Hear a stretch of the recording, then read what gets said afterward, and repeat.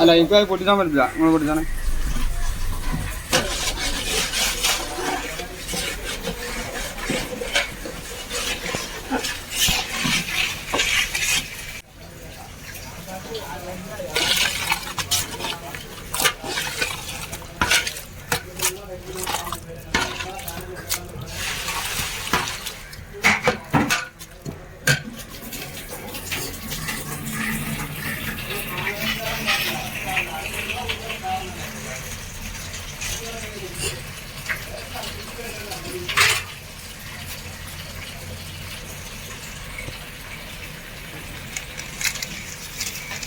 കുരുമുളക്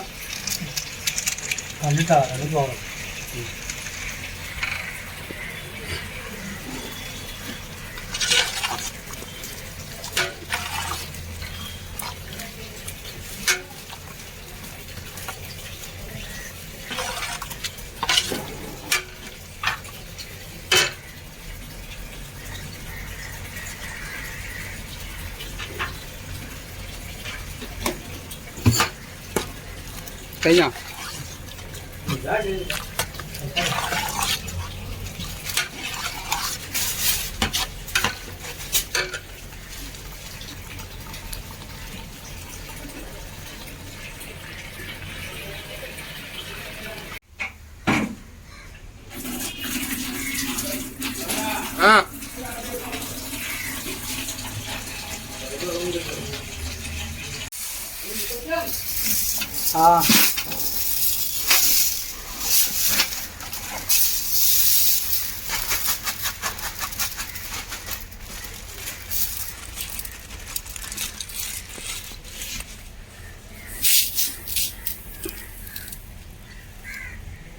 இது வந்து பார்த்திங்கன்னா பிரியாணி அரிசி கொஞ்சம் வித்தியாசமாக இருக்குது பாருங்கள். இது பிரியாணி அரிசி.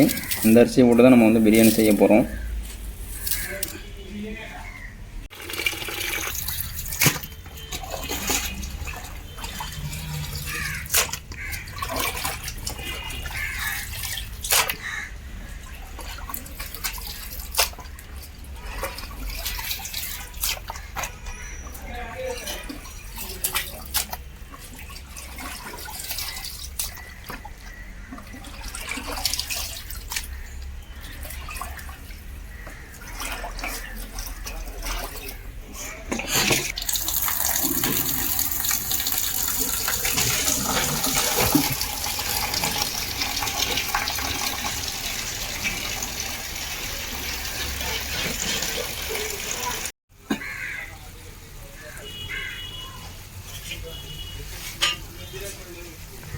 மசாலா வந்து ரெடி ஆகிடுச்சு, பிரியாணி மசாலா. அடுத்தது வந்து நம்ம வந்து சிக்கனை போடுறோம். சிக்கனை போட்டு நல்லா இது வந்து கிண்டணும். நல்லா முடிஞ்ச வரைக்கும் நல்லா கிண்டிக்கிட்டே இருக்கணும். கிண்டிக்கிட்டே இருந்தால் தான் அந்த மசாலாவும் அந்த சிக்கனும் வந்து கரெக்டாக அந்த சிக்கன் பீஸில் வந்து பிடிக்கும். அப்போ தான் அது டேஸ்ட்டாகவும் இருக்கும். அதனால தான் நல்லா மிக்ஸ் பண்ணணும். சிக்கனை போட்டு அந்த மசாலா கூட நல்லா மிக்ஸ் பண்ணிக்கிட்டே இருக்கணும். நல்லா கிண்டிக்கிட்டே இருக்கணும் இந்த மாதிரி. இப்போ அப்படியே நம்ம வேக வைக்கணும். அப்படியே நல்லா வெந்ததுக்கப்புறமா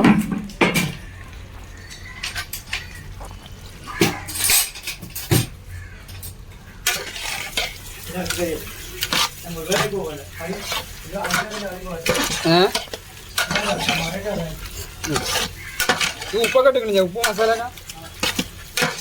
Nyo to da, nyo no da, di ko ala. Mali da po.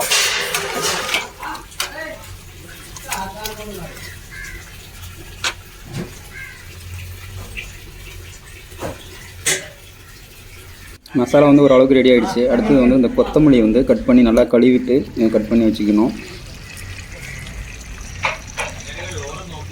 Masala ஓரளவுக்கு வந்து நல்லா வெந்துக்கிட்டு இருக்குது. பாதி வந்துருச்சு, இன்னும் கொஞ்சம் வெந்தால் போதும்.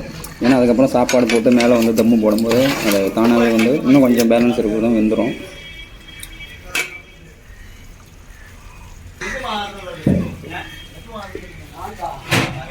இது வந்து உப்பு தான், வேறு எதுவும் தப்பாக நினைக்கிறீங்க. உப்பு வந்து கம்மியாக இருக்குது, அதனால் கொஞ்சம் லைட்டாக போட்டோம்.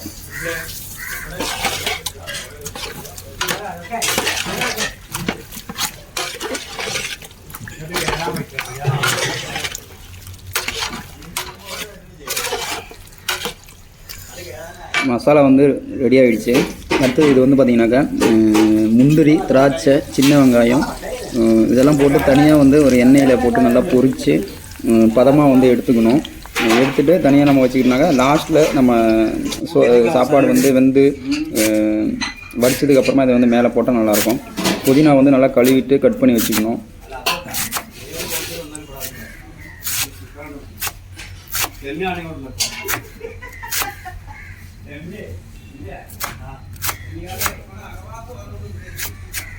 മറ്റേ ഇത് വേണ്ട, ചപ്പ് വേണ്ട, പുതിന വേണ്ട, കറിവേപ്പിൻ്റെ ഇല.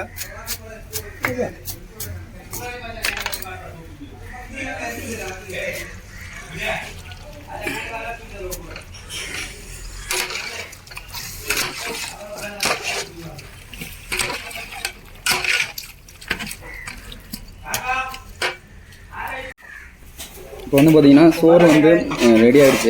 ஓரளவுக்கு வந்து பதமாகிடுச்சு. ரொம்ப அதிகமாக சாப்பாடு வந்து வேகக்கூடாது, கொஞ்சம் வேற தான் இருக்கணும். முக்கால்வாசி தான் வேகணும். ஆனால் கொஞ்சம் வந்து லாஸ்ட்டாக நம்ம வந்து தம் போடும்போது நெருப்பை தூக்கி மேலே வைக்கும்போது தானாகவே என்ன அந்த வேகாகிறதுக்கு கொஞ்சம் பேலன்ஸ் இருக்குது, தானாகவே வந்துடும். இப்போ சாப்பாடும் ரெடி ஆச்சு. அந்த மசாலாவில் வந்து ஏற்கனவே மசாலாவெல்லாம் அந்த சிக்கனு எல்லாமே போட்டு அந்த மசாலா ரெடி பண்ணோம்ல, சிக்கன் பிரியாணிக்குள்ள மசாலா, அதுக்கு மேலே சாப்பாடு அப்படியே போட வேண்டியதான்.